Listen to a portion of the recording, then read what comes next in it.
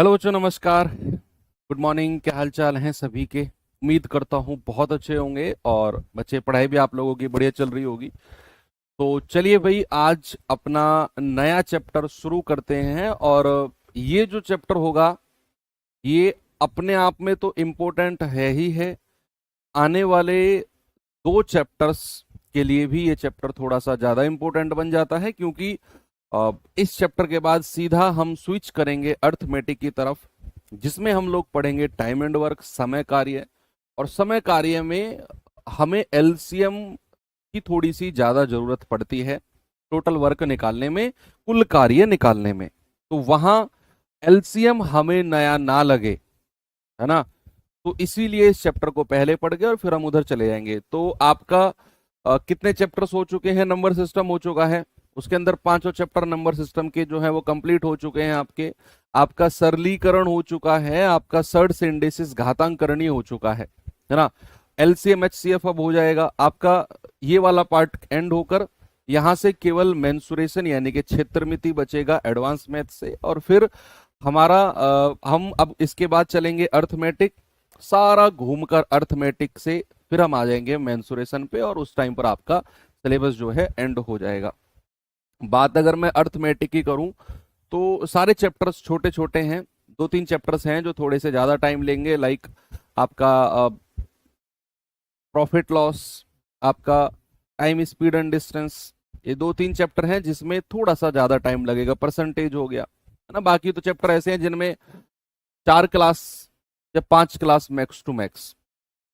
तो ये चैप्टर भी अच्छा है और थोड़ा सा ना बड़ा भी है। एलसीएम एचसीएफ हालांकि सब लोग छोटा बोलते हैं, मैं कहूंगा ये थोड़ा सा बड़ा चैप्टर, क्योंकि इसमें समझने वाली चीजें ज्यादा हैं। तो लगभग लगभग अगर मैं आपसे कहूं तो 4 क्लास आपकी एलसीएम एचसीएफ में होंगी।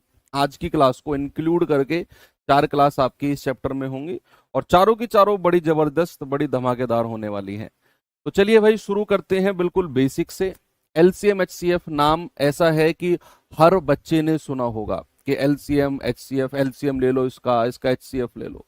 तो उसको आज थोड़ा सा डिटेल में देखते हैं। अगर मैं आपसे कहूं एलसीएम, ठीक है, एलसीएम की फुल फॉर्म क्या होती है भैया? एलसीएम की फुल फॉर्म होती है least least common. L four least, C four common, और लास्ट में एम फोर क्या होता है? मल्टीपल। मल्टीपल। अभी मैं फुल फॉर्म निकल लिखवाऊंगा, उसके बाद एक टेक्निकल वर्ड पढ़ेंगे हम और फिर आगे चलेंगे। Least common multiple. बच्चे आपको इतनी अंग्रेजी तो आती है, जरा मुझे लीस्ट का मतलब बताना क्या होता है? लीस्ट, लीस्ट का मतलब होता है सबसे छोटा। सबसे छोटा, सबसे छोटा, सबसे छोटा होना चाहिए। कॉमन का मतलब क्या होता है?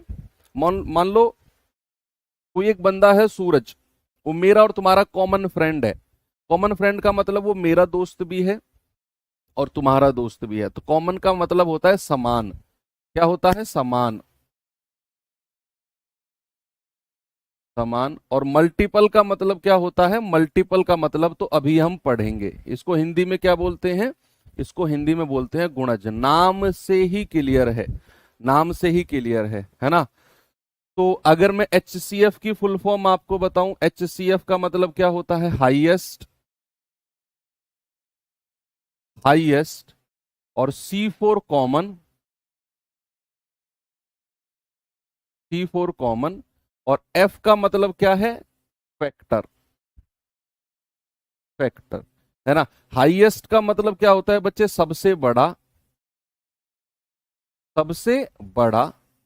कॉमन का मतलब क्या होता है? समान। और फैक्टर का मतलब तो अभी हम पढ़ेंगे, ये पढ़ लिया हमने वैसे, गुणनखंड हमने पढ़ लिया। पूरा चैप्टर ही हमने पढ़ा है, पूरा चैप्टर ही फैक्टर का हमने पढ़ा है ना। तो यहां पर आपको दो वर्ड नए दिख रहे हैं। देखो, आपके लिए लीस्ट और हाईएस्ट कोई प्रॉब्लम नहीं है, ये आप समझ गए क्या है। आपके लिए कॉमन वर्ड में कोई प्रॉब्लम नहीं है, आप समझ गए क्या है। बात आती है सर इन दोनों, फैक्टर भी आपको पता है, लेकिन इन दोनों वर्ड्स को हम एक साथ पढ़ेंगे अब। कि इन दोनों में डिफरेंस क्या होता है, इनका मतलब क्या होता है, तब जाकर हम एलसीएम एचसीएफ को आगे बढ़ाएंगे। तो बच्चे अगर मैं शुरू करता हूं, मल्टीपल का मतलब क्या होता है। मल्टीपल, मल्टीपल जिसको हम कहते हैं क्या, गुणज। क्या कहते हैं, गुणज। मल्टीपल का मतलब होता है बच्चे, मान लो फॉर एग्जाम्पल मैंने आपसे बोला कि जरा मुझे बताना 3 के मल्टीपल कौन कौन से होंगे। 3 के मल्टीपल, यहीं से ही आपको मैं एलसीएम की तरफ लेकर चलूंगा, देखना यहीं से ही। और आपको रटना कुछ पड़ेगा ही नहीं, कुछ भी रटना नहीं पड़ेगा। आप मुझे बताओ गुणज का मतलब क्या होता है। देखो बड़ी सिंपल सी भाषा में अगर मैं आपसे कहूं, सभी लोग ग्रामीण क्षेत्र से बिलोंग करते हो, गुणज का मतलब होता है पहाड़े। पहाड़े मतलब टेबल। टेबल, टेबल पता है ना, पहाड़े जिनको बोलते हैं, 3 एकम 3, 3 दूनी 6, 3 तिया 9। वो संख्या, वो संख्या जो 3 से विभाजित हो जाए,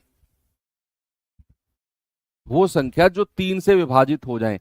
जैसे 3 से स्टार्ट करते हैं, 3 एकम 3, 3 दूनी 6, 3 तिया 9 और 3 चौके 12। और ये संख्या कहां तक जा सकती है सर, ये संख्या इन्फानाइट तक जा सकती है। ऐसे तो इन्फानाइट अनगिनत संख्या होंगी सर जो 3 से कटती हुई जाएंगी, बिल्कुल हो सकती हैं। बच्चे अगर मैं आपसे कहता हूं जरा मुझे बताना 6 के फैक्टर कौन कौन से होंगे।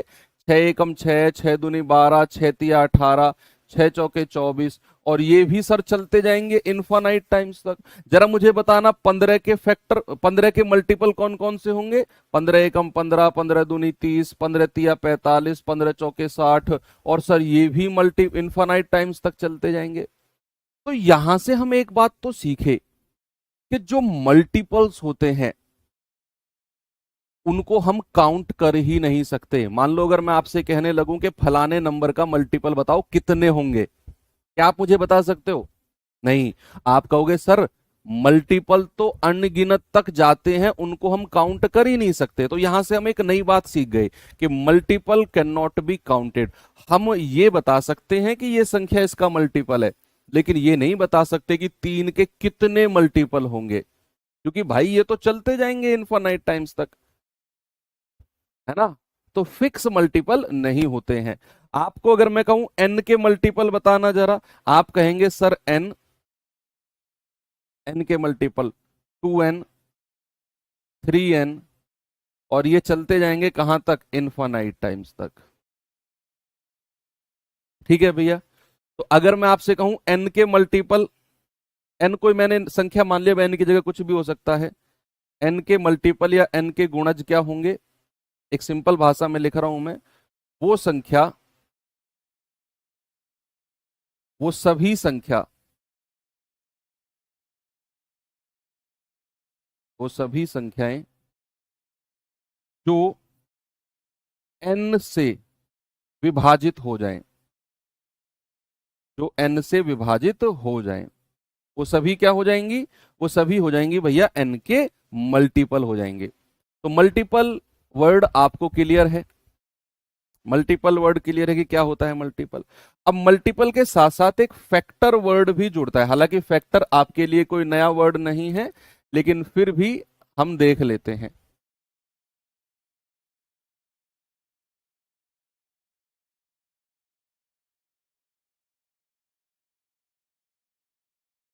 ठीक है।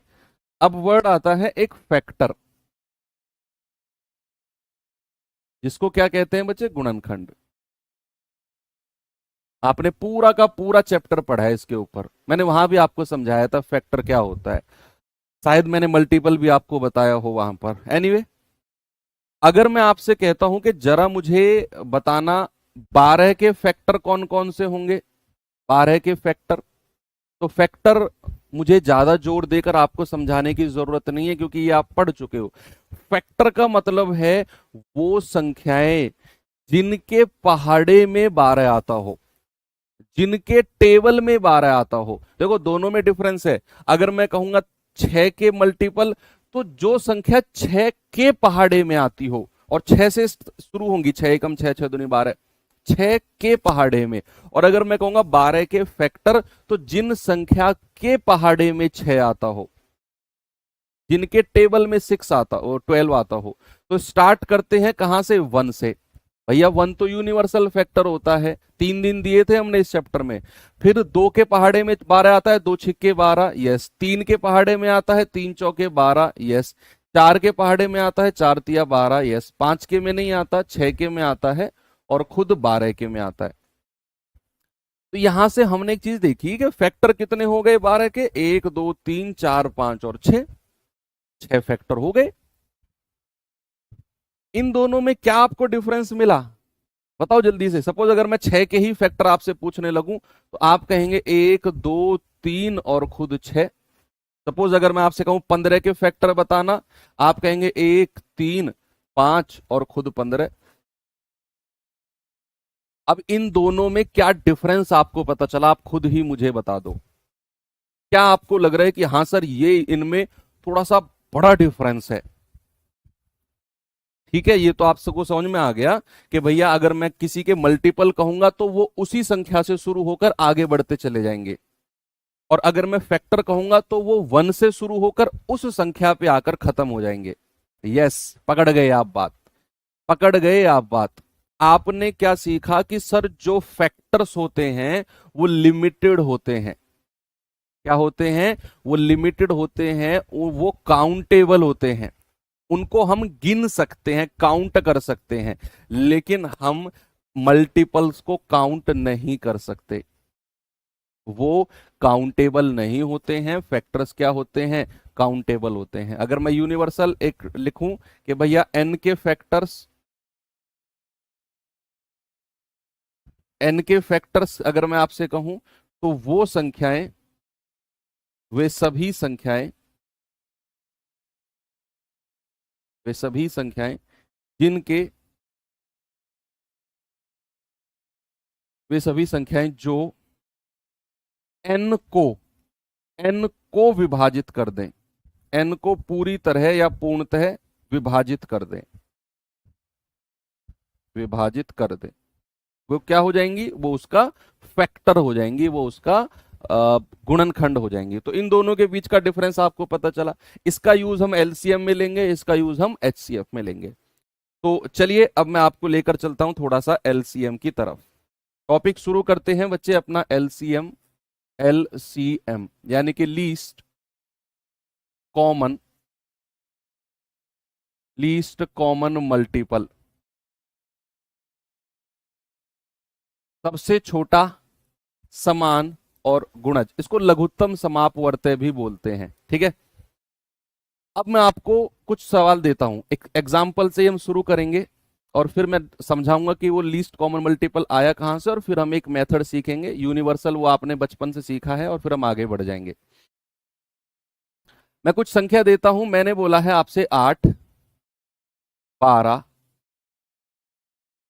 और, हाँ, 8 और 12 के मुझे एलसीएम बताओ। मैंने कहा 8 और 12 का एलसीएम क्या होगा? 8 और 12 का, तो आप कहेंगे कि सर 8 का पहाड़ा पढ़ना शुरू कर दो। 8 एकम 8, 8 दूनी 16, 8 तिया 24, 8 चौके 32, 8 पंजे 40, 8 छिंग 48, 8 सत्ते 56, 8 अट्ठे 64, और ये बढ़ता चला जाएगा आगे तक ऐसे ही। फिर आपने देखा 12 का पहाड़ा, 12 एकम 12, 12 दूनी 24, 12 तिया 36, 12 चौक 48, 12 पंजे 60, 12 छिंग 72, और ये आगे बढ़ता चला जाएगा। हमने क्या किया? हमने पीछे से स्टार्ट करेंगे। हमने मल्टीपल निकाल दिए, हमने मल्टीपल्स निकाल दिए। 8 के मल्टीपल ये हो गए और 12 के मल्टीपल ये हो गए। दोनों के अलग अलग हमने मल्टीपल निकाल दिए। अब आती है बात किसकी? कॉमन की। किसकी आती है बच्चे? कॉमन की। तो इनमें कॉमन कौन कौन से हैं उन पे मैं सर्किल बना दूंगा। जैसे 24 कॉमन है, उसके बाद में 48 कॉमन है, और आगे भी बहुत सारी संख्या कॉमन मिलती चली जाएंगी। हमने कॉमन का भी काम खत्म कर दिया, मल्टीपल का भी कर दिया। अब बात आती है लीस्ट।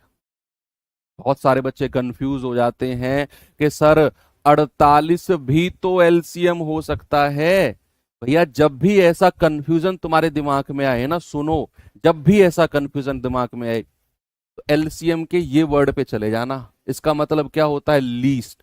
इन दोनों में लीस्ट कौन सा है, छोटा कौन सा है? भैया ये है हमारा लीस्ट। लीस्ट, और यही मेरा क्या हो जाएगा? यही मेरा एलसीएम हो जाएगा, दैट इज 24। आपने क्या किया? आपने मल्टीपल्स अलग अलग निकाले, फिर आपने इन दोनों में जो कॉमन था उन पे सर्किल कर दिया, और फिर जैसे ही इस वर्ड पे आप आए लीस्ट, आप तुरंत समझ गए एलसीएम क्या हो जाएगा। लीस्ट वाला नंबर इन दोनों में ये है, तो यही मेरा एलसीएम हो जाएगा। ठीक है भैया, एलसीएम के केस में हमेशा याद रखना सबसे छोटी वाली संख्या जो कॉमन मल्टीपल होगी वही मेरा आंसर होगी। अब सर क्या हम इसी तरीके से एलसीएम निकालेंगे हर सवाल में? इसी तरीके से एलसीएम निकालेंगे क्या हम हर सवाल में? नहीं। एलसीएम निकालने का तरीका तो वही है जो चौथी पांचवी क्लास में हमको सिखाया गया था, उसी तरीके से आपको निकालना है। सपोज अगर मैं आपसे कहता हूं कि 18, 24 और 36, इनका एलसीएम बताओ क्या होगा? 18, 24 और 36 का एलसीएम। भाई आप देखो ऐसे भी कर सकते हो, 18 एकम 18, 18 दूनी 36, 18 तिया 54, 18 चौक 72, 18 पंजे 90, और आगे बढ़ जाओ। 24 एकम 24, 24 दूनी 48, 24 तिया 72, 24 चौके 96, 24 पंजे 120, आगे बढ़ जाओ। फिर आप कहेंगे 36 एकम 36, 36 दूनी 72, 36 तिया 108, 36 चौके 144, आगे बढ़ जाओ। आपको देखना है शुरुआत से कॉमन कौन सा है। क्या 36 कॉमन है तीनों में? नहीं। क्या कॉमन दिख रहा है? मुझे तो ये कॉमन दिख रहा है 72। 72 से पहले कोई भी इन तीनों में कॉमन नहीं है। 36 इन दोनों में तो है लेकिन इसमें नहीं है, तो आपका एलसीएम क्या हो जाएगा? 72। इससे भी आगे और भी संख्या मिलेंगी जो इन तीनों में कॉमन होंगी, लेकिन हमें तो लीस्ट सबसे छोटी संख्या से मतलब है। एक तो तरीका ये हो गया, लेकिन क्या सर एग्जाम में हम ऐसे निकालेंगे? नहीं बच्चे, एग्जाम में हम क्या निकालेंगे? देखो हाँ, एक चीज और आप यहां पर सीखो, ऑप्शन एलिमिनेट करने के लिए, जल्दी आंसर लाने के लिए सुनना। हमारा जो एलसीएम आया है 72, क्या वो 18 से भी कट रहा है? 18 चौके 72। क्या वो 24 से भी कट रहा है? 24 तिया 72। क्या वो 36 से भी कट रहा है?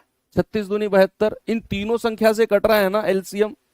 ये बात याद रखना, जब मैं क्वेश्चन कराऊंगा उस टाइम में आपको याद दिलाऊंगा ये बात फिर से, कि जो एलसीएम है वो हमारी तीनों गिवन संख्या से कट रहा है।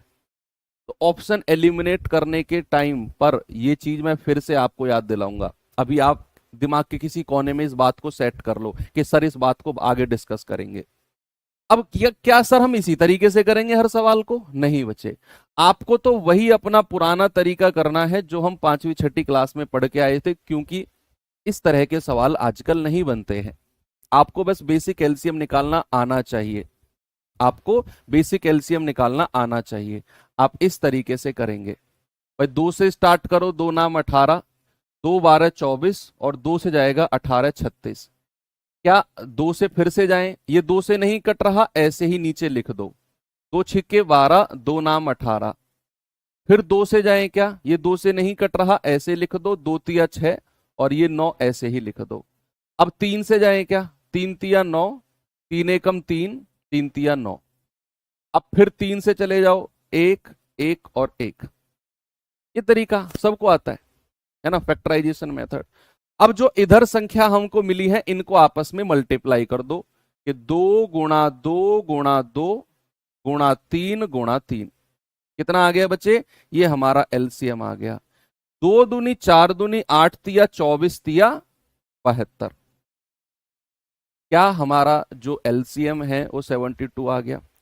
यस।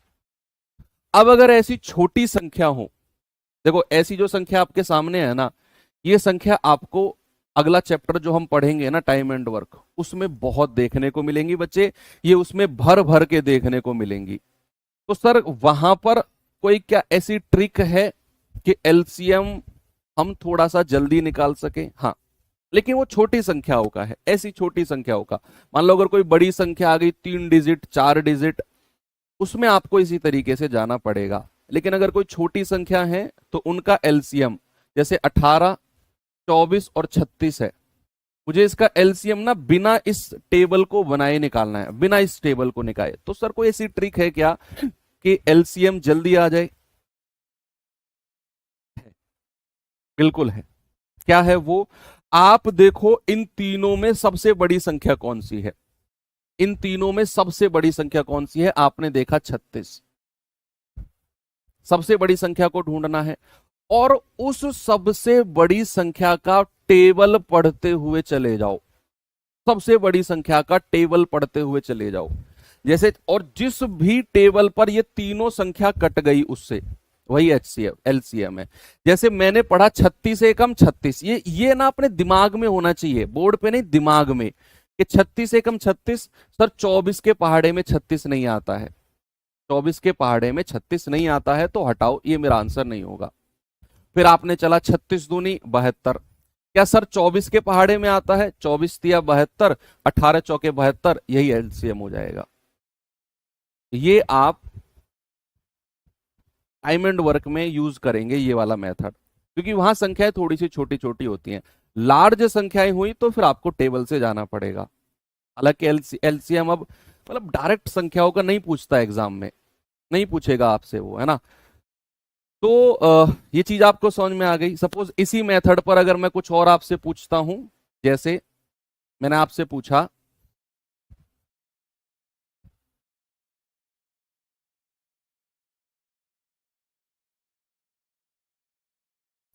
15, 30 और 60, बताना जरा मुझे क्या इसका एलसीएम होगा, जल्दी से बताओ।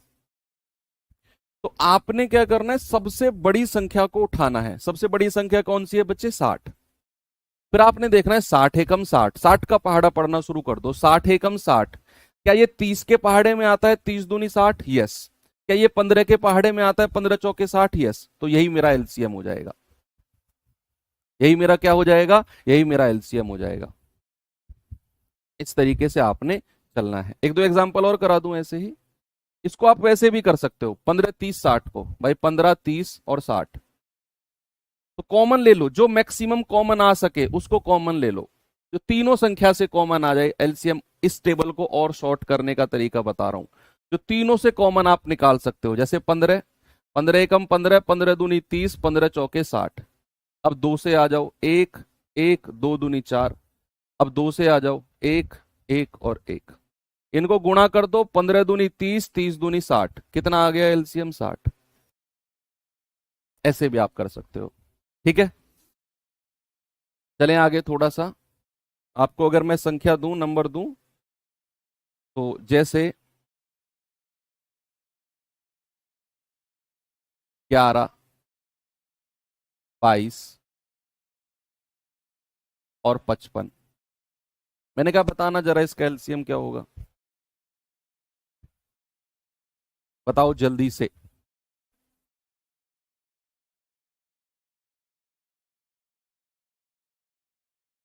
भाई सबसे बड़ी संख्या 55 है, 55 एकम 55। क्या 22 के पहाड़े में 55 आता है? 22 दूनी 44, 22 तिया 66, नहीं, तो ये एलसीएम नहीं होगा। 55 दूनी 110, क्या 22 से कटेगा? 22 पंजे 110, यस। 11 धाम 110, यस। तो एलसीएम क्या हो जाएगा? एलसीएम 110 हो जाएगा। इस तरीके से आप निकाल सकते हो, ठीक है।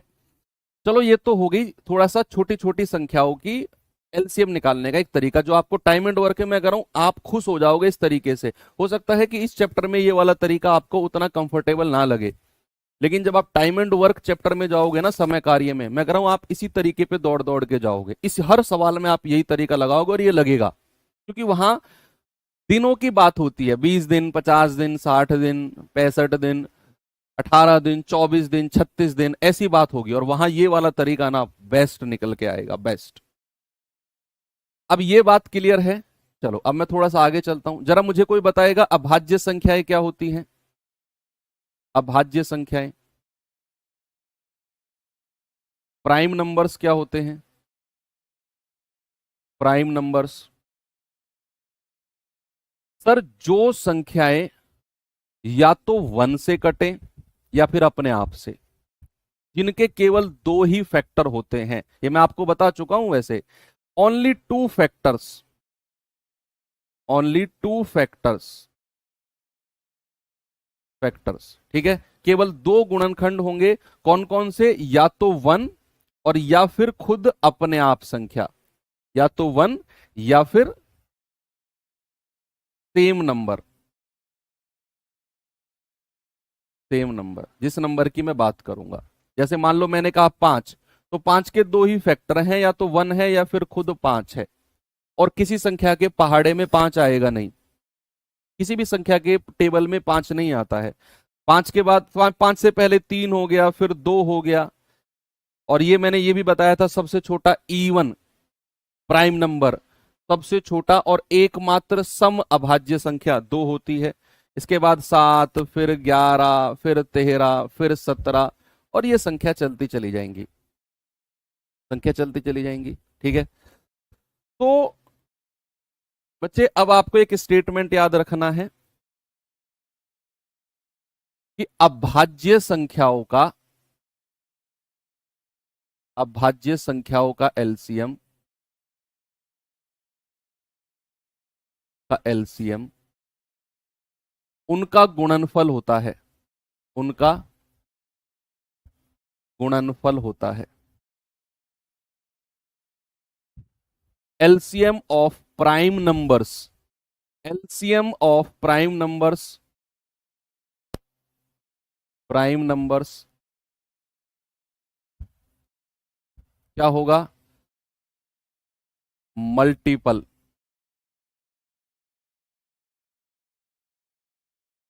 Multiple of the numbers, multiple of the numbers, multiplication of the numbers, sorry, multiplication of the numbers,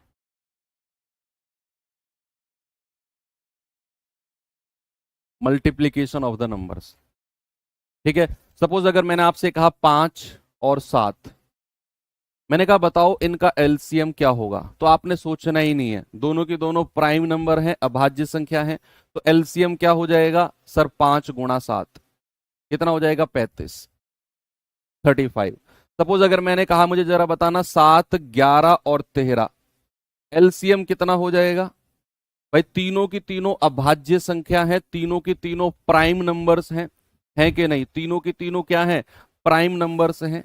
तो इनका एलसीएम क्या हो जाएगा? 7 × 11 × 13, 7 × 11 × 13,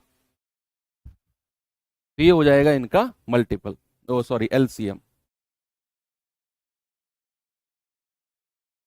ठीक है। ये सब बच्चों को पता है सर, ठीक है। तो फिर आप यहाँ क्या कर रहे हो अगर आपको पता है तो? भाई मैं तो इसी तरीके से चलने वाला हूँ भाई। देखो अगर आपको ये अजीब लग रहा है, बच्चों वाली बातें लग रही है, लग रहा है कि सबको पता है, तो प्लीज आप जा सकते हैं मेरी क्लास में, तो आप फ्री होल्ड हो, शायद आप पहली बार जुड़े हो।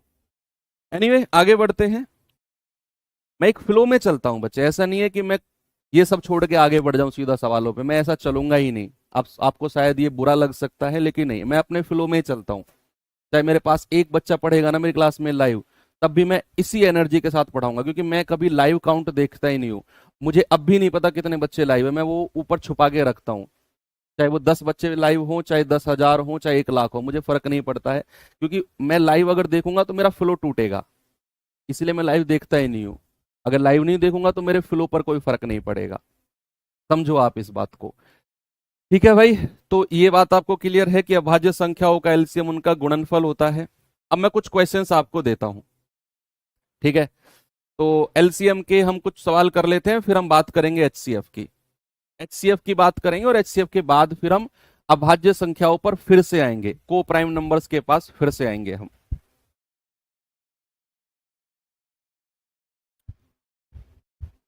देखिए एक बार कह रहा है 6 और 110 का एलसीएम क्या होगा? याद करो उस बात को। आपने डिविजिबिलिटी रूल पढ़ लिया ना, पढ़ा दिया ना मैंने आपको। मैं कह रहा हूं एलसीएम एचसीएफ की धज्जियां उड़ा दोगे आप। डिविजिबिलिटी रूल अगर आपने पढ़ा है, मैंने पढ़ाया आपको, तो आप एलसीएम और एचसीएफ चैप्टर की धज्जियां उड़ाने वाले हो, समझो। मैंने अभी थोड़ी देर पहले कहा था कि इस बात को दिमाग के किसी कोने में रख लो, तो रखी या निकाल दी? क्या बात थी वो बात थी कि जो 6 और 110 का एलसीएम होगा ना, वो 6 से भी कटेगा और 110 से भी कटेगा। अब मैं यहां डिविजिबिलिटी रूल की मदद लेने वाला हूं। अगर आपको एलसीएम के इतने बड़े बड़े टेबल मेथड से बचना है ना, तो डिविजिबिलिटी रूल आपके लिए रामबाण है भैया। मैंने ये स्पेशल क्लास रामबाण क्लास में भी कराई है, यूट्यूब पर आप सर्च करना रामबाण क्लास। 8 क्लास मेरी पड़ी हैं, उसमें एक एलसीएम एचसीएफ वाला भी है डिविजिबिलिटी रूल से, जो मैंने सवाल कराए हैं वहां। ओके, तो मैंने आपसे बोला कि जो 6 और 110 का एलसीएम होगा वो 6 से भी कटेगा, 110 से भी कटेगा। ये बात आपके दिमाग के किसी कोने में रखवाई थी मैंने। अब अगर कोई संख्या 110 से कटती है, तो क्या आप मुझे ये बता सकते हो कि वो 11 से भी कटेगी और 10 से भी कटेगी? डिविजिबिलिटी में कंपोजिट नंबर का डिविजिबिलिटी बताया था मैंने, कंपोजिट मिश्रित संख्याओं की विभाज्यता मैंने आपको बताई थी। तो अगर संख्या 11 से कट रही है, तो आप इन ऑप्शन में उन संख्याओं को उठा लो जो 11 से कटती हैं, जो 11 से कटती हैं। सर 11 तिया 33 बात बन सकती है, 11 चौके 44 बात बन सकती है, 11 छिक्के 66 बात बन सकती है। क्या ये संख्या 11 से कटती है? नहीं, ये संख्या 11 से कटती ही नहीं है। अब आपको पता है कि अगर कोई संख्या 6 से कट रही है तो वो 3 से भी कटेगी और 2 से भी कटेगी।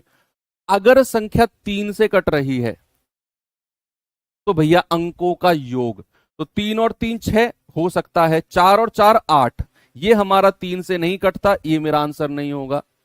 6 और 6 12, ये हो सकता है।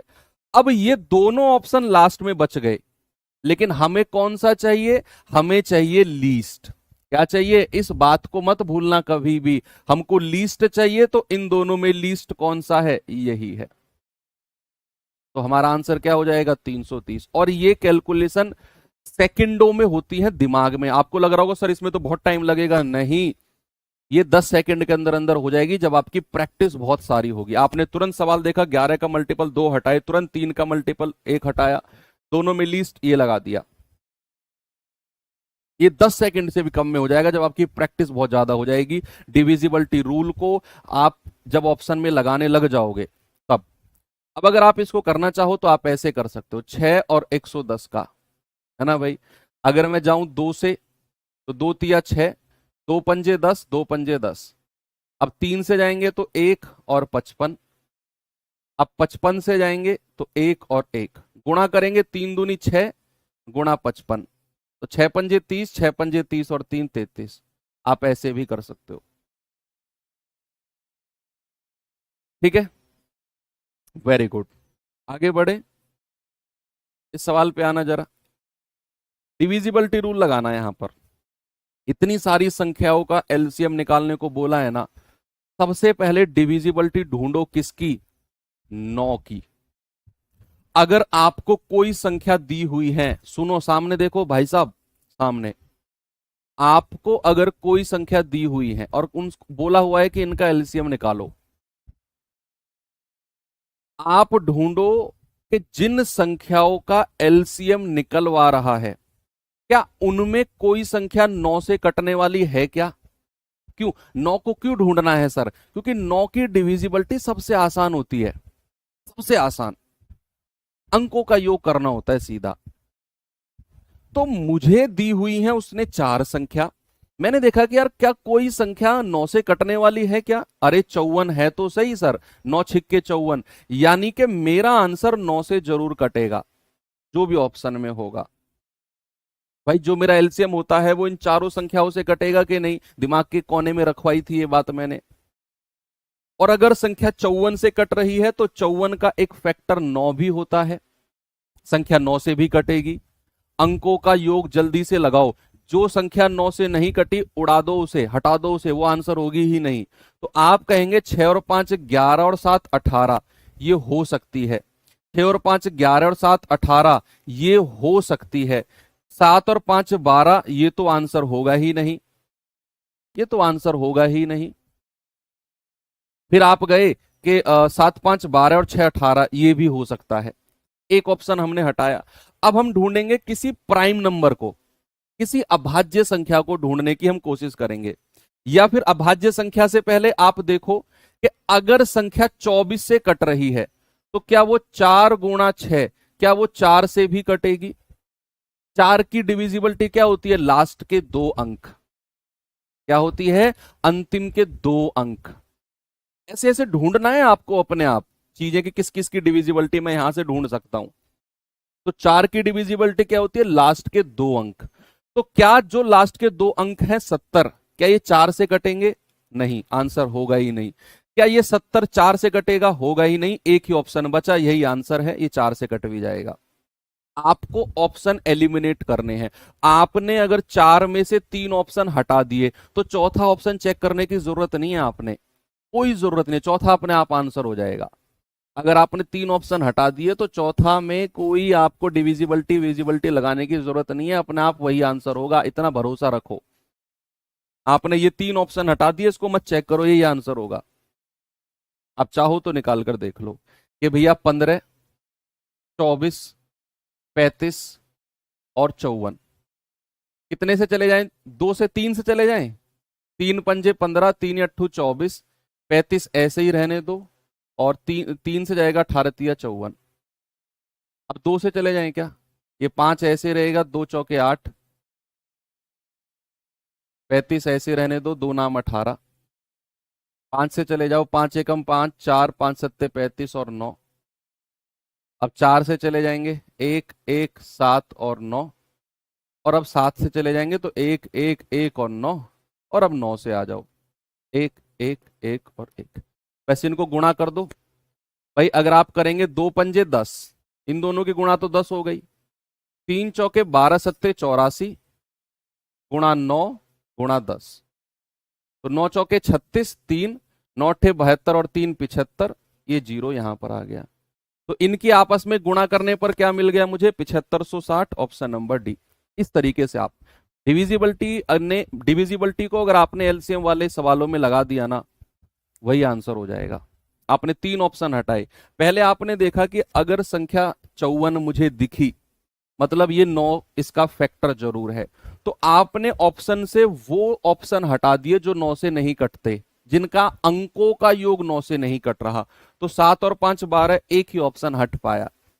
फिर मैंने देखा 24, मैंने देखा यार 4 भी इसका एक फैक्टर होगा, 4 छिंग 24 होता है, तो मेरा आंसर 4 से भी कटना चाहिए, जो मेरा ऑप्शन होगा। तो लास्ट के 2 अंक 4 से नहीं कटे इन दोनों के, ये दोनों हटा दिए, चौथा ऑप्शन मैं चेक नहीं करूंगा, वही आंसर होगा, वही मेरा आंसर हो जाएगा। आगे बढ़े, चलो आगे चलते हैं। ये सवाल जल्दी से आप मुझे आंसर बताएंगे इसका क्या होगा, सभी लोग।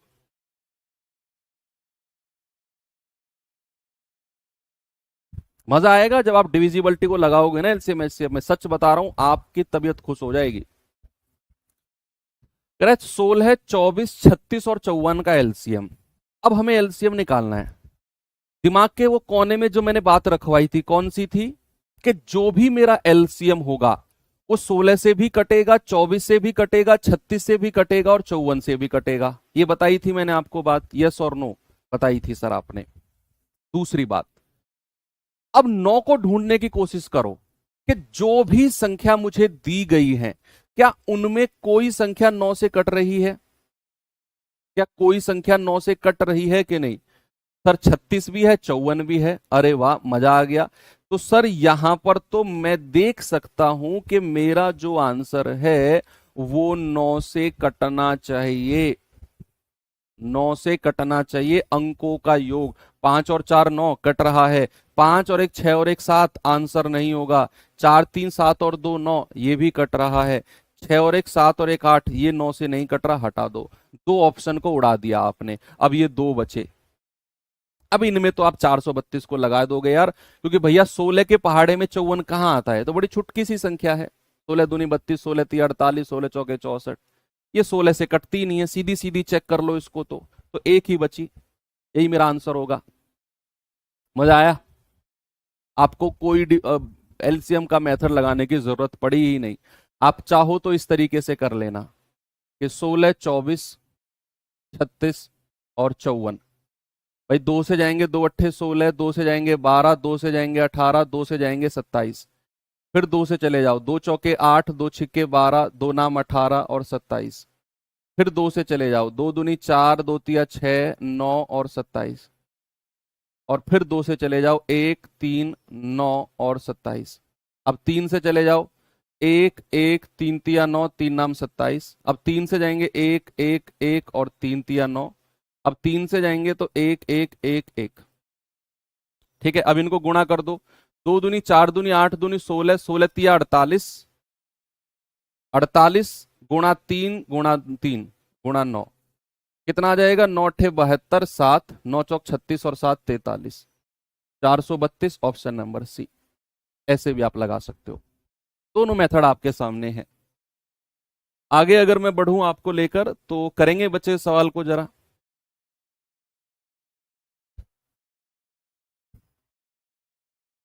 बताओ बताओ बताओ भैया जल्दी से।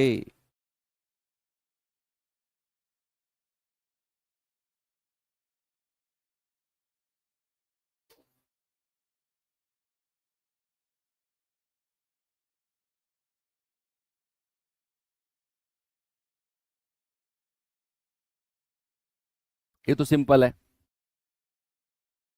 भाई, आपको यहां डिविजिबिलिटी चेक करने की जरूरत नहीं है, ये तो बड़ी मोटी मोटी संख्या है। भाई आपके पास मैंने एक और तरीका बताया था, मैंने कहा था टाइम एंड वर्क में यूज करोगे जिसे। 120, 240 और 480 जीडी 2024 का पूछा गया सवाल है, बड़ा सिंपल सा सवाल है। सबसे बड़ी संख्या को उठा लो, 480 एकम 480। क्या 240 का डबल है ये? यस, तो 240 के पहाड़े में भी आ गया। क्या 12 चौके 48 होता है? इससे भी कट गया, मतलब एलसीएम यही हो जाएगा। ये तो एक सेकंड का काम था, एक सेकंड का काम था।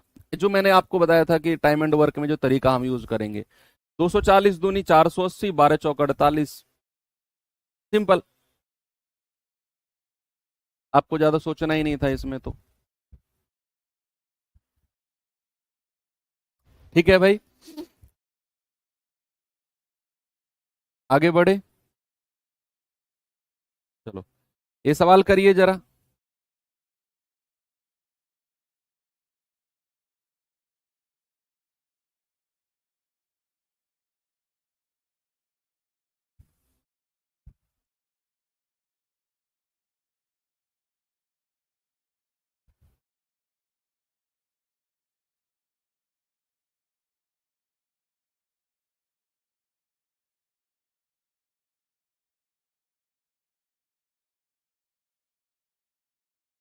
बताओ भाई, बताओ बताओ बताओ बताओ बताओ।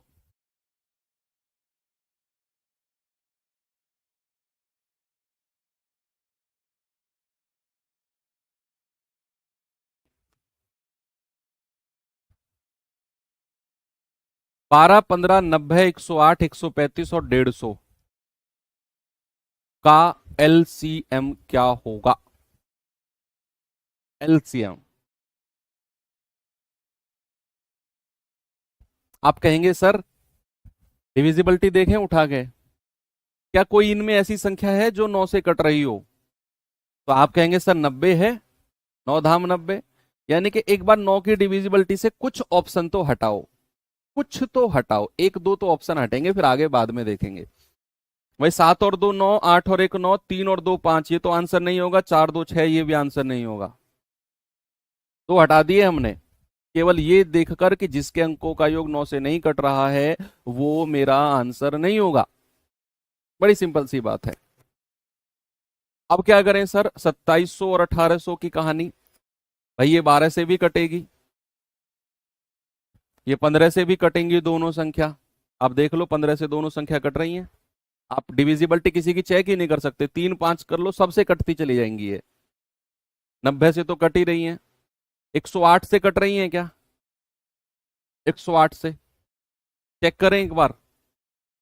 2700 को चेक करना जरा, 2700 को चेक करना 108 से। तो 12 निम्मा 108, 12 दूनी 24, 3, 12 दूनी 24, 12 पंजे 60, ये भी कट रहा है 108 से। क्या ये कट रहा है 108 से? 1800, 108 से 36 दिया 108, 36 पंजे 180, ये नहीं कट रहा भाई। 108 से कहाँ कट रहा है ये, नहीं कट रहा 1800, तो ये मेरा आंसर होगा ही नहीं। 108 से कहाँ कटा है ये देख लो आप।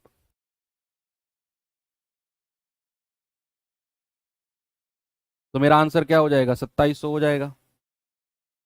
आगे आपको चेक करने की जरूरत ही नहीं है, जरूरत ही नहीं है आगे चेक करने की। आपने एक एक करके देखा है, सारे ऑप्शन एलिमिनेट कर दिए। आप चाहो तो इस तरीके से अपनी रफ कॉपी में कर लेना भैया। आपको मैं होमवर्क दे रहा हूं ये। 12, 15, 90, 108, 135 और 150।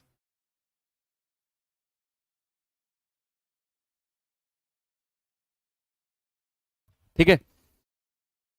देखो और एक तरीका मैं आपको बताता हूं, बहुत सारे तरीके हैं ना एलसीएम निकालने के, और तरीका बताता हूं। जब भी आपको नंबर्स ज्यादा दिए हो ना, जैसे यहां नंबर ज्यादा है, 1 2 3 4 5 6, 6 संख्या है और मुझे इनका एलसीएम निकालना है, तो आप पता है क्या करो, आप दो दो संख्या का एलसीएम जिसका आसानी से निकाल सकते हो उनको ना ग्रुप में ले लो। जैसे मुझे पता है कि 15 और 90 का जो एलसीएम होगा वो 90 ही होगा, क्योंकि 15 छिक्के 90 होता है, तो ये 90 को यहां लिख लो।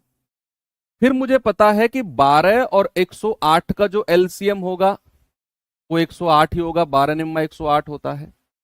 फिर 135 को अलग लिख लो और 150 को अलग लिख लो। अब इनका एलसीएम ले लो। 6 संख्याओं से मैंने 4 संख्या बना दी आपकी।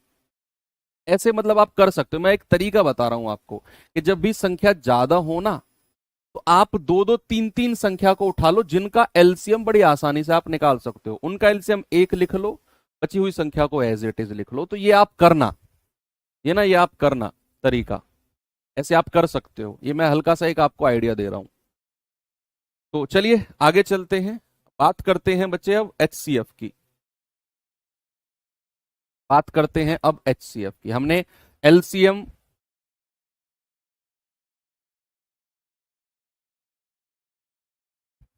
पढ़ चुके हैं, एलसीएम को, ठीक है। अब बात आती है किसकी बच्चे, एचसीएफ की, यानी कि highest highest common highest common और फैक्टर, हाईएस्ट कॉमन फैक्टर। इस एचसीएफ इज लाइक बहुत आसान, बहुत आसान है एचसीएफ। पहले मैं आपको डिटेल में समझाऊंगा, फिर लास्ट में एचसीएफ की तो मैं ट्रिक बता दूंगा आपको। मैं कह रहा हूं हर सवाल में लगेगी, हर सवाल में वो ट्रिक लगेगी, लेकिन बताऊंगा लास्ट में।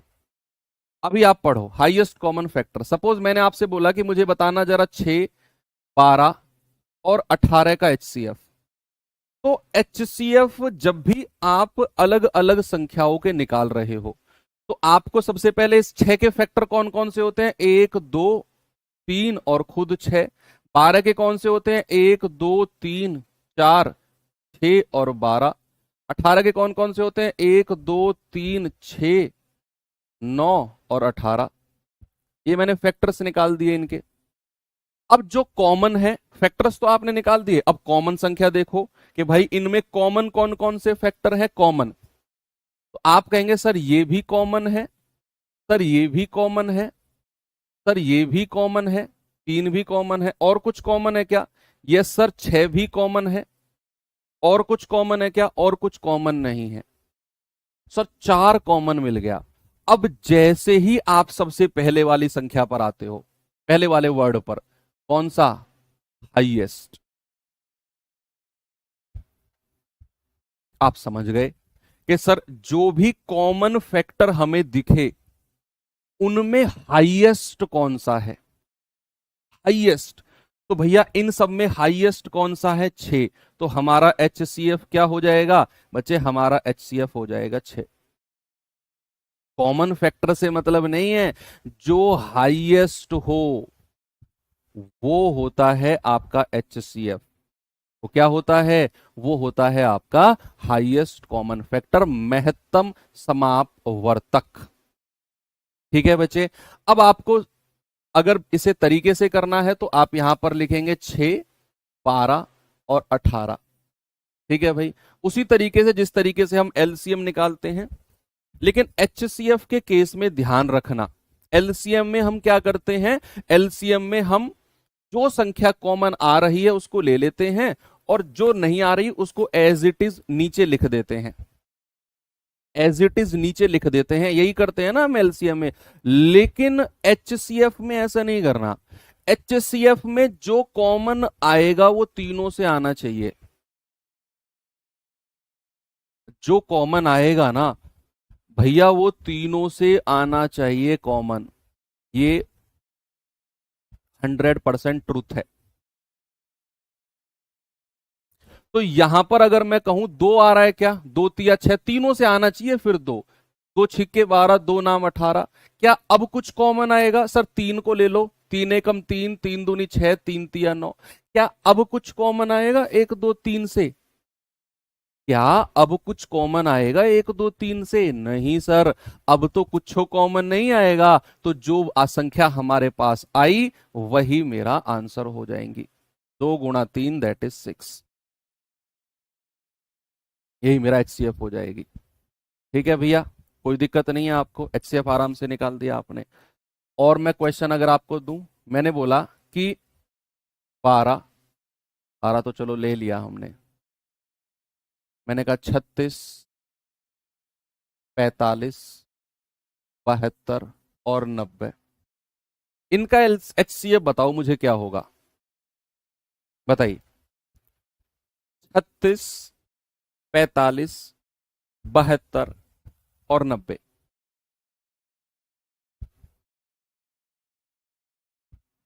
बताओ।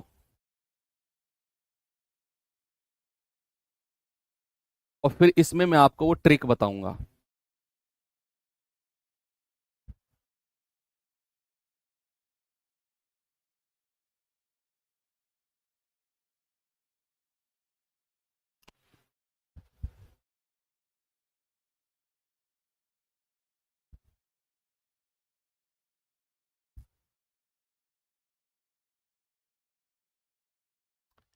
तो आपने क्या करना है भाई, किससे स्टार्ट करें? तीनों सबसे कॉमन आना चाहिए, तो दो तो कॉमन नहीं आएगा क्योंकि 45 से दो नहीं बन पाएगा।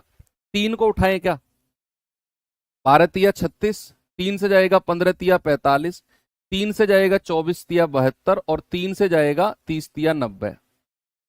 फिर तीन आ रहा है मुझे लग रहा है, ये तो तीन चौके 12, तीन पंजे 15, तीन अट्ठू 24 और तीन धाम 30। अब कुछ कॉमन आ रहा है क्या? मुझे नहीं लग रहा अब कुछ कॉमन आएगा, आप देख लो, कुछ कॉमन नहीं है। अब कुछ भी कॉमन नहीं है तो भैया आपका HCF यही हो जाएगा, 3 × 3 दैट इज 9, ये आपका HCF है। अब मैं बताता हूं ट्रिक, पेन को रख दो साइड में और सामने देखो, मजा आएगा।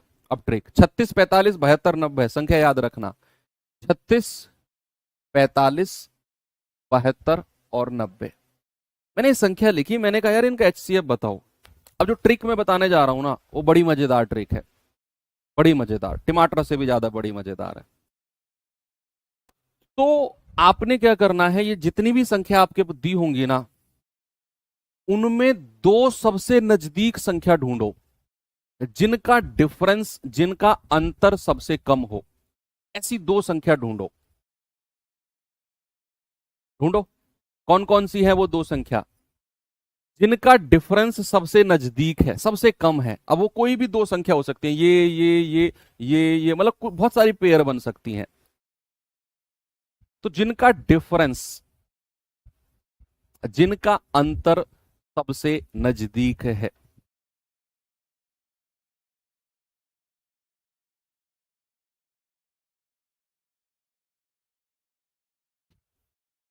ढूंढ लिया आपने?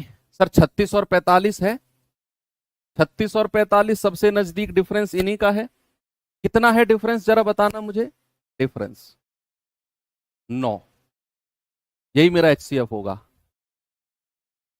अरे वाह सर मजाक, रुको, मैंने बोला यही मेरा HCF होगा, रुको, एक कंडीशन है, एक कंडीशन है कि जो डिफरेंस है वही HCF होगा अगर, अगर इस डिफरेंस ने इन सबको डिवाइड कर दिया। अगर इस डिफरेंस ने इन सभी संख्याओं को डिवाइड कर दिया ना, तो यही डिफरेंस मेरा एचसीएफ हो जाएगा, यही मेरा हाईएस्ट कॉमन फैक्टर बन जाएगा। क्या डिवाइड किया इसने भाई, 9 चौके 36, 9 पंजे 45, 9 अट्ठे 72 और 9 धाम 90, सभी को डिवाइड कर दिया ना, तो यही मेरा एचसीएफ है। अब सवाल आएगा कि सर अगर डिवाइड नहीं किया तो? टाइप मत करो, मत करो टाइप, काट दो उसको, काट दो काट दो, मत करो टाइप। मैं बता रहा हूं उसका जवाब, बहुत सारे लोग टाइप करने लगते हैं, मत करो टाइप। कि सर आपने बोला कि अगर ये एचसीएफ होगा अगर इसने सबको डिवाइड कर दिया तो, अगर नहीं किया तो पता है फिर क्या होगा? तो फिर इसका कोई फैक्टर, ये जो 9 है ना, इसका कोई फैक्टर, इसका कोई गुणनखंड मेरा आंसर होगा। देखो आंसर तो ये डिफरेंस होगा, या फिर इसका कोई फैक्टर होगा, इसका कोई कुनबे का आंसर होगा। कुनबा होता है ना, कुनबा जानते हो? कुनबा मतलब क्या होता है? परिवार। जो डिफरेंस है या तो यही मेरा एचसीएफ होगा, या इसके कुनबे का कोई फैक्टर होगा आंसर। आंसर तो यहीं से निकल के आएगा, या तो 9 या 9 के कुनबे का कोई व्यक्ति मेरा आंसर होगा, यानी कि इसका कोई फैक्टर मेरा आंसर होगा। बस यही करना है कि या तो दो सबसे नजदीक संख्याओं का डिफरेंस मेरा आंसर होगा, और वो आंसर कब होगा? जब वो सारी संख्याओं को डिवाइड कर देगा। अगर नहीं किया तो इसके कुनबे का कोई व्यक्ति मेरा आंसर होगा, यानी कि इसका कोई फैक्टर हम देखेंगे। भाई इसको, इसका कोई फैक्टर 3, हालांकि इसका तो फैक्टर 3 और 3 ही है, वो आंसर होगा। ठीक है। मान लो जैसे किसी संख्या का डिफरेंस 48 आ गया, दो सबसे नजदीक का डिफरेंस 48 आ गया, और 48 ने सभी संख्याओं को डिवाइड नहीं किया, तो पता है फिर मेरा फैक्टर को कैसे ढूंढते हैं? 2 से अलग करो, 2 गुणा 24, तो फिर 24 डिवाइड करेगा इन सबको। अगर 24 ने भी नहीं किया तो फिर 48 को 3 से अलग करो, 3 गुणा 16, फिर 16 डिवाइड करेगा। इस तरीके से फैक्टर्स अलग अलग करते हैं, 2 से अलग करेंगे, फिर 3 से, इस तरीके से। ओके। तो ये एक ट्रिक है जो आपको क्वेश्चंस में और ज्यादा समझ में आएगी, जब मैं सवाल कराऊंगा ना एचसीएफ के, जब और ज्यादा आपको ये क्लियरिटी देगी। चलो थोड़ा सा आगे चलते हैं। भाई मान लो अगर मेरे पास कोई संख्या दी हुई है, एक सेकेंड रुकना।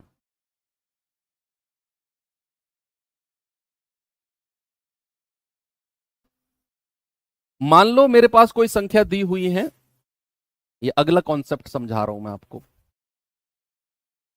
कि मेरे पास है 36, 45, 13, इस तरीके से संख्या आ गई। यानी कि संख्याओं के बीच में एक प्राइम नंबर घुस गया, एक अभाज्य संख्या आ गई, प्राइम नंबर। तो ऐसे केस में ज्यादा सोचना ही नहीं है, एचसीएफ 1 होगा, क्योंकि यहां से कुछ कॉमन आएगा ही नहीं। आप देख लो, यहां से कुछ भी कॉमन नहीं आएगा बच्चा, कुछ भी कॉमन नहीं आएगा। अगर संख्याओं के बीच में एक प्राइम नंबर घुस गया ना, तो एचसीएफ 1 हो जाएगा। ये बात याद रखना। मान लो अगर मैं तुमसे कहता हूं 12, 18, 19, 24 और 30, इतनी सारी संख्याओं का मैं एचसीएफ निकालने को कहूं, आपकी आंखें चमक गई एकदम कि अरे इनके बीच में तो एक प्राइम नंबर बैठा है, अभाज्य संख्या बैठी है, तो पूरे सबका एचसीएफ कितना हो जाएगा?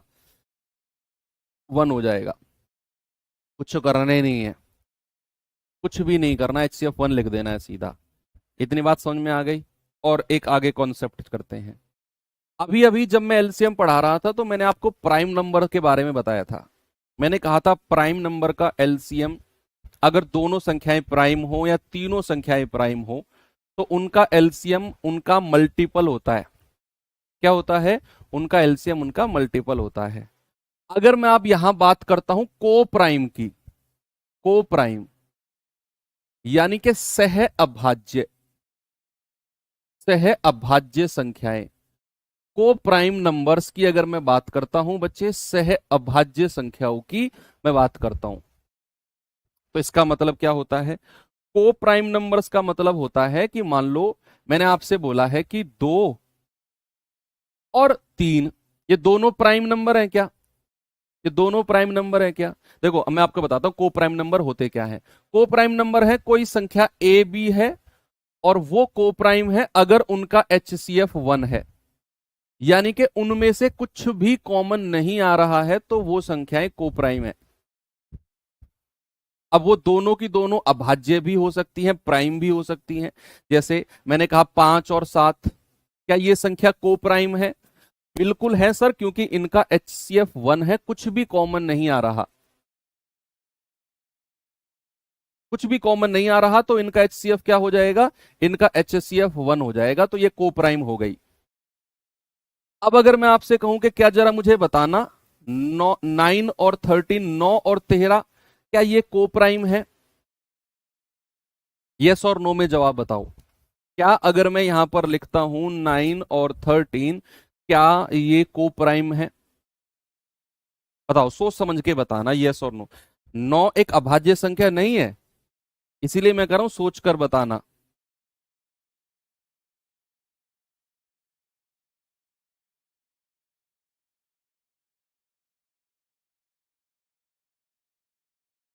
छुट्टी? ऑफिशियल टाइम 1.5 घंटे का है क्लास का, छुट्टी क्यों जा रहे हो? 1 घंटे में भाग जाओ भाई, जाओ जिसको जाना है। जिसको लग रहा है कि 1 घंटा काफी है पढ़ने के लिए, आप जा सकते हैं। 9 से 10 का स्लॉट इसलिए खाली रखवाया था, अगली क्लास 9 बजे शिफ्ट करवा दूं आपकी? बताओ, अगर आप 1 घंटे में मैथ खत्म करना चाह रहे हो तो 9 से 10 किसी और टीचर की क्लास लगवा दूं? 8 बजे से 9 बजे तक मैथ पढ़ोगे, ऐसे गर्दन करोगे, अगली क्लास लाइव हो जाएगी।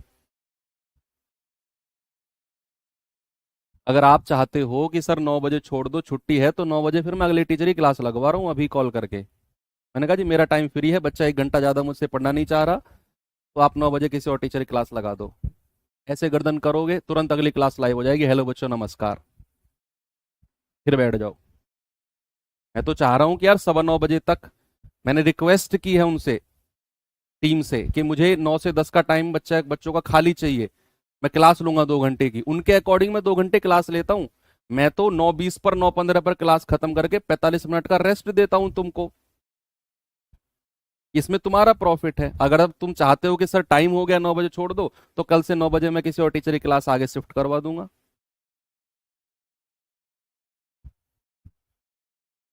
ऑप्शन आपके हाथ में है, जो आपको करना है। ठीक है, मैं तो 9 बजे तक क्लास ले लूंगा, मेरा सिलेबस एग्जाम से 10 दिन पहले खत्म होगा, कोई बात नहीं है। सिलेबस खत्म हो जाएगा, आप लोग ये कह ही नहीं सकते कि सिलेबस कंप्लीट नहीं कराया। 10 दिन पहले खत्म करूंगा सिलेबस। सब कुछ घूम फिर के फायदा भी आप ही का है हर चीज में, और सब कुछ घूम फिर के नुकसान भी आप ही का है। प्रॉफिट भी आपका, लॉस भी आपका। चलो, जैसे आपने कहा सर 9 और 13, सर ये को प्राइम है क्योंकि यहां से HCF नहीं, सॉरी HCF क्या, कुछ भी कॉमन नहीं आ रहा, तो यहां HCF क्या हो जाएगा? HCF हो जाएगा 1। क्या हो जाएगा? HCF हो जाएगा 1। भैया को प्राइम है, बेशक ये संख्या हमारी अभाज्य नहीं है, 9 हमारा अभाज्य संख्या नहीं है, लेकिन फिर भी जैसे ये 13 के साथ जुड़ेगी और HCF 1 आया, तो ये दोनों संख्या हमारी को प्राइम हो जाएंगी। ये दोनों संख्या क्या हो जाएंगी? हमारी को प्राइम हो जाएंगी। अब जैसे आपको मैं कोई रेशियो देता हूं, मैंने कहा 2, 3 और 5, ये रेशियो है 3 संख्याओं का। जरा मुझे इनका HCF बताना, HCF क्या होगा? और मुझे इनका LCM भी बताना, क्या होगा? सभी लोग HCF भी बताएंगे और LCM भी बताएंगे।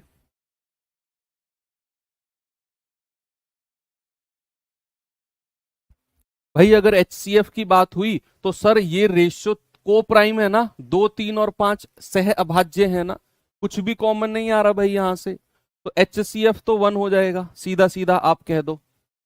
कुछ भी कॉमन नहीं आ रहा तो HCF तो 1 हो गया सर। लेकिन बात अगर LCM की आएगी, तो आपको यह देखना है कि भैया 2, 3, जब भी 3 संख्याओं का रेशियो बनेगा उसमें आपने स्पेशल ध्यान रखना है। इस तरीके से आपने LCM लेना है, 1, 3 और 5, 1, 1 और 5, और फिर 5 से 1, 1 और 1। LCM कितना हो जाएगा? 2 गुणा 3 गुणा 5 गुणा 5। 5 तिया 15 दूनी 30। इस तरीके से तीन संख्याओं का रेशियो जब भी बनेगा तो एलसीएम इस तरीके से लेना है। दो में तो हम डिसाइड कर लेते हैं, दो में तो हम डिसाइड कर लेते हैं एलसीएम क्या होगा, लेकिन तीन संख्याओं के केस में ध्यान रखना है आपने। तीन संख्याओं के केस में इस तरीके से, जैसे मैं आपको दे दूं 2, 3 और 4। अब यहां आप मुझे बताओ एचसीएफ क्या होगा और एलसीएम क्या होगा। एचसीएफ और एलसीएम दोनों बताना है आपने। बताओ what is the HCF and what will be the LCM.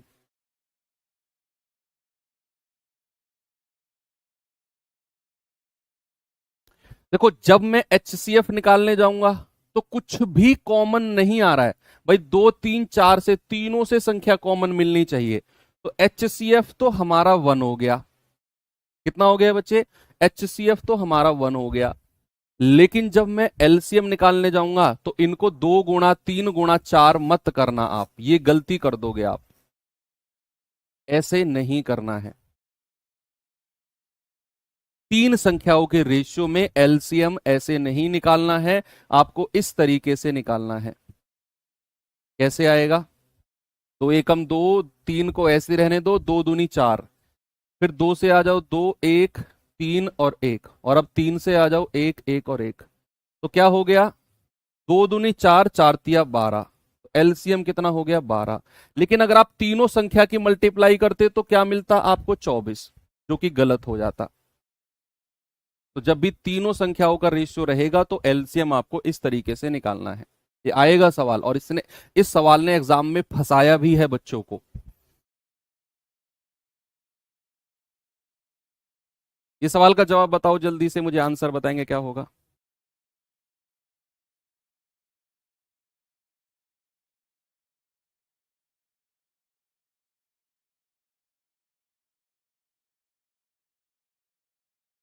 MTS 2023 का पूछा गया सवाल है। सवाल है, दो अभाज्य संख्या x और y का एचसीएफ हमेशा 1 होता है, ऑलवेज 1। अभाज्य संख्याओं का एचसीएफ क्या होगा? 1।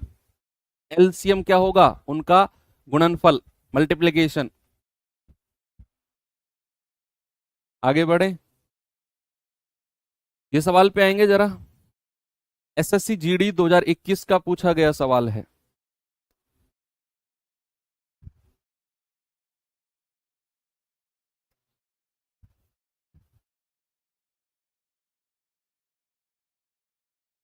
सवाल कह रहा है 108 और 198 का एचसीएफ क्या होगा? 108 एंड 198। तरीका बताया है मैंने आपको। तरीका क्या बताया? तरीके से पहले चलो एक बार ऑप्शन को देख लो।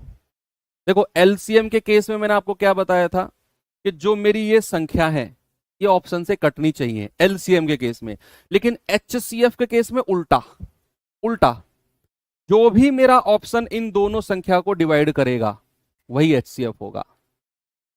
ऑप्शन से अगर आप जाना चाह रहे हो तो जो भी मेरा ऑप्शन इन दोनों संख्या को डिवाइड करेगा वही मेरा आंसर होगा, और वो बड़ी संख्या होनी चाहिए।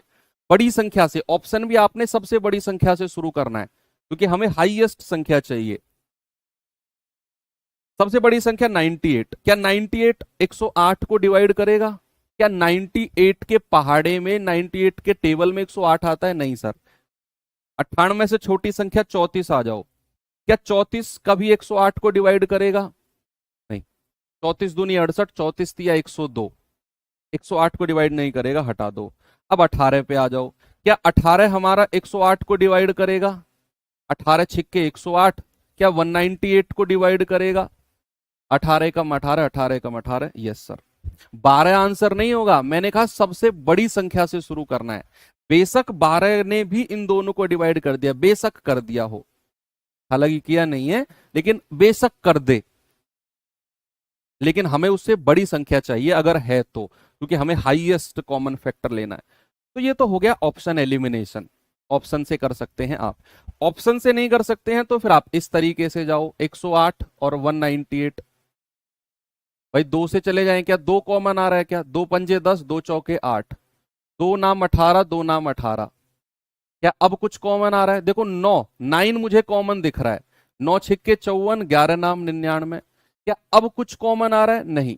तो जो भी मेरा HCF है इन दोनों संख्याओं का मल्टीपल ही होगा। 2 × 9 दैट इज 18।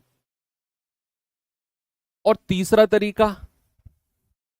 तरीका क्या है, जरा वो भी देख लो। तीसरा तरीका है, आप यहां दोनों संख्या को लिखो, 108 और 198। आप इन दोनों का डिफरेंस ले लो। डिफरेंस, अंतर। डिफरेंस क्या है बच्चे? इनका डिफरेंस है 90।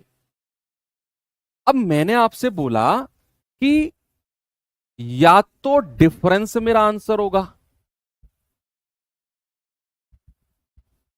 और अगर डिफरेंस आंसर है तो भैया वो इन दोनों को डिवाइड करेगा, जो कि किया ही नहीं। भाई 90 108 को कहां काट रहा है? नहीं। फिर मैंने एक बात और कही थी कि अगर डिफरेंस आंसर नहीं है तो भैया जो डिफरेंस है ना, उसके कुनबे का, उसके घर का ही कोई व्यक्ति मेरा आंसर होगा। कुनबे का या फिर घर का मतलब क्या है कि इसका कोई फैक्टर, इसका कोई गुणनखंड। तो आप मुझे बताओ कौन सी संख्या 90 का फैक्टर है? क्या 12 90 का फैक्टर है? नहीं। क्या 98 90 का फैक्टर है? नहीं। क्या 34 90 का फैक्टर है? नहीं। 18 पंजे 90 है ना भैया, 5 × 18, 18 एक फैक्टर है 90 का, यही मेरा आंसर होगा। ये तरीका मैंने बता दिया कि अगर डिफरेंस ने दोनों संख्या को डिवाइड नहीं किया तो डिफरेंस का कोई फैक्टर, उसके घर का कोई व्यक्ति मेरा आंसर होगा। तो डिफरेंस केवल 18 पंजे 90, हमें 18 ही मिला है, यही मेरा आंसर होगा। ठीक है भाई, आगे चलें। ये टाइप तो खत्म कर लें, 2 3 सवाल और हैं इसमें।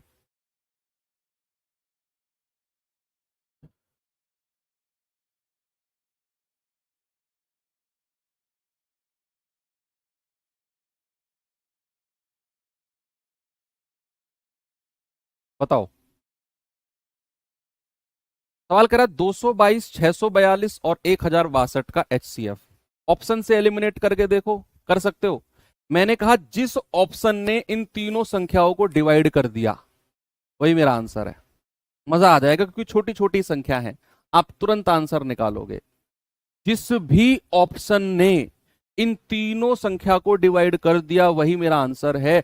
और आपने सबसे बड़ी संख्या से बात करनी है सबसे पहले। सबसे बड़ी कौन है? 8।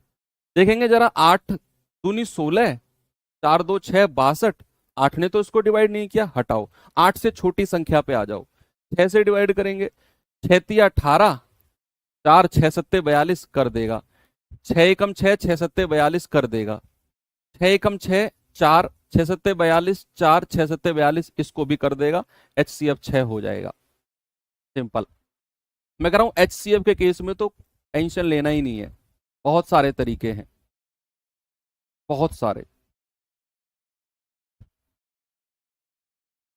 ठीक है, चलो। बाकी आप अब दोनों मेथड खुद लगा लेना, डिफरेंस देख लेना, ये वाला तरीका लगा लेना, आप देख लेना खुद, है ना। आप ये वाला तरीका भी लगा लो, 222, 642 और 1062। भाई 2 से जाएं क्या? 2 से जाएंगे, 1 1 1, 2 तिया 6, 2 दूनी 4, 2 एकम 2, 2 पंजे 10, 2 तिया 6, 2 एकम 2। अब 2 से जाएं क्या? 3 से चले जाएं क्या? 3 से जाएंगे, 3 तिया 9, 3 सत्ते 21, 3 एकम 3, 3 सत्ते 21, 3 एकम 3, 3 सत्ते 21, 3 सत्ते 21। अब कुछ कॉमन नहीं आ रहा, तो यही मेरा HCF हो जाएगा, दैट इज 6।